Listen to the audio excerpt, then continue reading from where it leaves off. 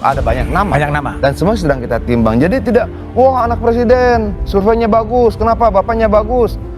Anaknya mudah-mudahan bagus juga, mudah-mudahan kita menang. Enggak sesederhana itu. Oh surveinya 73% Jokowi, tapi kan dia tidak sebutkan bahwa 70% itu, 75% itu dari 80% penerima bansos gitu loh. Iya kan, survei Kompas kan begitu. Jokowi tingkat kepuasan publiknya dapat 75%, tapi dari seluruh responden itu 80%-nya penerima bansos gitu loh. Artinya ada 4,9% penerima bansos yang tidak puas terhadap Jokowi juga. Nah, itu kan harus kita jelaskan secara komplit pada rakyat. Jangan kita manipulasi lah kesadaran orang ini dan bercerita sepenggal-sepenggal. Apa ya yang penting kita menang, surveinya bagus. Enggak. Jakarta tuh berapa jumlah penduduk? Berapa juta? Nah, sekian juta itu yang kita pertaruhkan dalam pemilihan-pilihan orang itu. Baik. Kita sudah timbang-timbang matang-matang aja bisa salah. Apalagi kemudian sekedar pilih gitu loh. Nama Kaisang Pangarep disebut paling populer di kalangan masyarakat Jawa Tengah dalam Pilkada Jawa Tengah 2024. Hal itu merujuk hasil survei Indikator Politik Indonesia yang baru saja dirilis. Nama Kaisang bahkan mengalahkan nama-nama populer di Jawa Tengah, seperti Kapolda Jawa Tengah Irjen Pol Ahmad Lutfi dan selebriti tanah air Raffi Ahmad. Putra Presiden Jokowi ini bisa lebih populer tidak lepas dari peran ayahnya yang sangat populer di kalangan masyarakat Jawa Tengah. 80% warga Jawa Tengah puas dengan kinerja Presiden Jokowi. Bukan partainya memang Adian, perlu diakui banyak yang mencari batu loncatan seperti itu. Nah karena itu partai politik, saya agak kritik dengan topik kali ini. Jokowi orang biasa kok. Dia menjadi besar kalau partai-partai mengecilkan diri menjadi di bawah Jokowi. Tapi kalau partai adalah institusi besar, tempat kaderisasi yang dipercaya konstitusi untuk membangun negeri, kan sampai hari ini tidak ada yang bisa mengajukan capres-cawapres kecuali partai politik. Nah, karena itu jangan salahkan Pak Jokowi, jangan salahkan anaknya Pak Jokowi kalau partainya tidak memberikan kepercayaan kepada kader-kader partai itu sendiri. Popularitas Kaisang Pangarep berada paling tinggi dibandingkan dengan nama lainnya dengan perolehan sebesar 84,8%. Di urutan selanjutnya ada nama Taj Yassin Maimun 49% dan Irjen Pol Ahmad Lutfi 45,9%. Sementara nama lainnya masih di bawah 50% popularitasnya. Meski Kaisang berada di atas angin, namun posisinya belum aman lantaran responden yang memilih Kaisang karena faktor ayahnya. Selain itu, seperempat pemilih Kaisang menyatakan mendukung putra presiden dalam survei ini karena memang belum mengenal nama-nama bakal calon yang lain.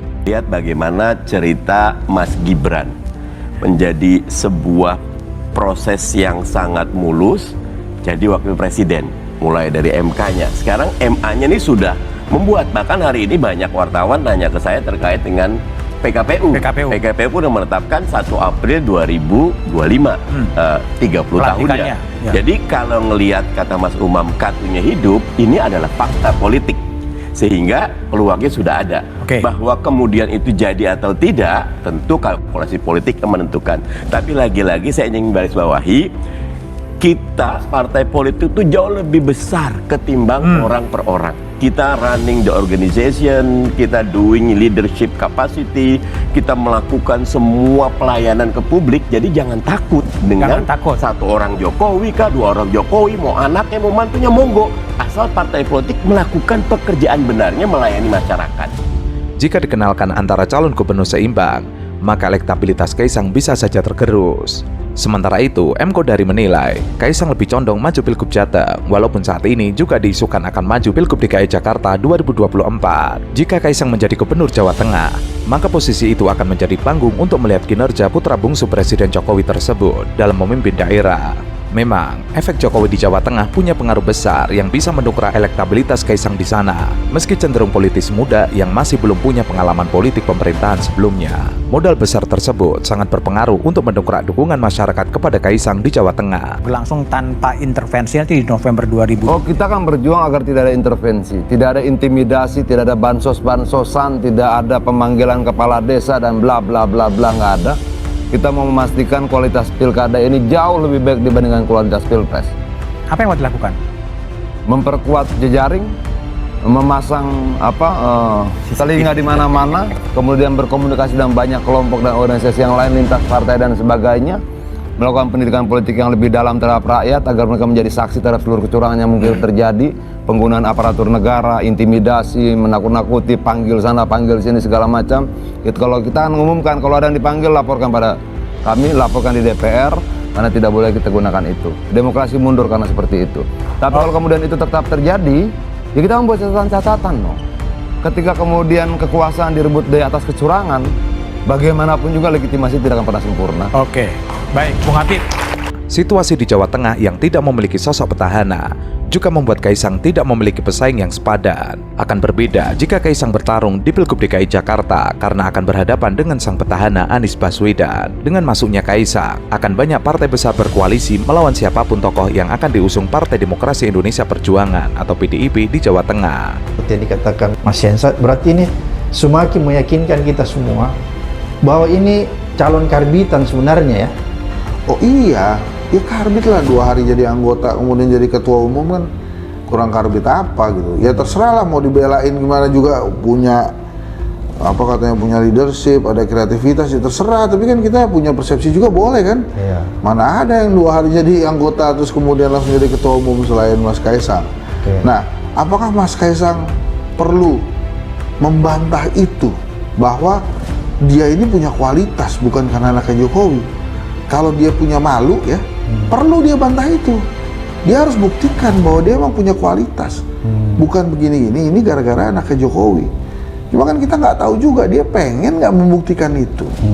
Kayak Mas Gibran, kan banyak yang mengatakan bahwa dia ini belum pas, belum cocok di posisi wapres. Ya kalau dia memang willing tuh, gitu ya, artinya punya rasa malu dan harus merasa membuktikan, ya buktikan aja. Buktikan kapasitasnya. Iya, buktikan kapasitasnya, bahwa orang-orang yang bicara bahwa dia itu muncul bukan karena Pak Jokowi salah. Jadi jangan kemudian repot membantah bahwa tidak ada cawe-cawe Jokowi, tidak ada cawe-cawe Jokowi. Ya persepsi publiknya begitu. Jadi pada saat kubu yang mengatakan bahwa tidak ada cawe-cawe Jokowi, itu juga mesti menghargai kubu yang mengatakan bahwa ada cawe-cawe Jokowi. Anggapan kalau Presiden Jokowi kembali cawe-cawe pada pemilihan kepala daerah 2024 bukan sekedar isu. Faktanya, Jokowi diam-diam telah menyodorkan putra bungsunya, Kaisang Pangarep, ke berbagai partai politik untuk diusung sebagai calon wakil gubernur DKI Jakarta. Hal ini diungkapkan Sekretaris Jenderal Partai Keadilan Sejahtera, Habib Abu Bakar Al-Habsyi, usai menghadiri kegiatan penutupan sekolah kepemimpinan partai. Sejauh ini, respon dari berbagai partai politik terhadap pencalonan Kaisang masih beragam. Parpol yang tergabung di Koalisi Indonesia Maju tampaknya menyambut baik, sementara parpol lainnya masih belum memberikan keputusan. PKS sendiri sudah mantap mengusung pasangan bakal Cagup-Cagup Jakarta Anies Baswedan Sohibul Iman. Menurutnya itu adalah terbaik yang diputuskan oleh PKS. Bukti keluarga Jokowi bakal cawe-cawe dikuatkan dengan Wakil Presiden terpilih Gibran Rakebuming Raka mendampingi pejabat Gubernur DKI Jakarta Heru Budi Hartono meninjau proyek Kali Semongol Jakbar dan berkunjung ke Kelurahan Kamal Muara Jakut. Dalam kunjungannya itu, Gibran mengaku hanya ingin menyapa dan bermain bersama warga. Saat ditanya awak media soal kepentingannya mengunjungi lokasi tersebut, ia mengaku datang sebagai wali kota Solo. Usai kunjungannya dari Kali Semongol, Jakarta Barat, Heru Budi dan Gibran melanjutkan kunjungannya ke Kelurahan Kamal Muara. Kalau kita yang melihat dari jauh memang tidak bisa menutup mata, karena anak yang umur 29 tahun punya potensi untuk maju pilgub itu nggak ada di negara ini. Cuman 1 orang kok. Anak 29 tahun di negara ini rata-rata masih sulit cari kerjaan, Livi. Jangankan pikir tentang gubernur, bagaimana nyicil ke rumah, S2 harus gimana, cari kerjaan itu rumit, Pak. Ini terbatas. Jadi wajar kalau kemudian ketika ada putusan MA, ini dikaitkan dengan Kaisang secara umum. Bagi saya nggak ada soal, nggak perlu juga ditutup-tutupi. Ini sudah muncul secara putusan. Cuman kalau memang peluang untuk maju dalam pilgub ini, sebut saja misalnya diambil oleh Kaisang, bagi saya itu bukan calon wakil sebenarnya yang sangat layak. Untuk ukuran ketua umum partai, untuk ukuran anak presiden, Kaisang kalau mau maju bukan calon wakil, tapi sebagai calon gubernur.